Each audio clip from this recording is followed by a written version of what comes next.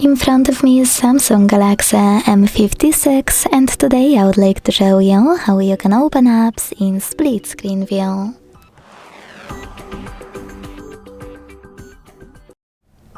Begin by selecting an app you wish to use in this view on the top half of your screen and clicking on it.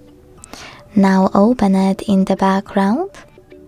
Click on the icon of it available at the top and select Open in Split Screen View. Now tap on the second app.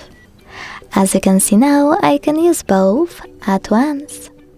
To switch places of your apps, click on those three dots in the middle and tap on those two arrows.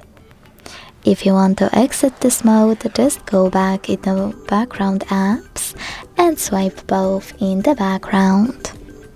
Thanks so much for watching. If you enjoyed this video, don't forget to leave a like, comment and subscribe. Bye!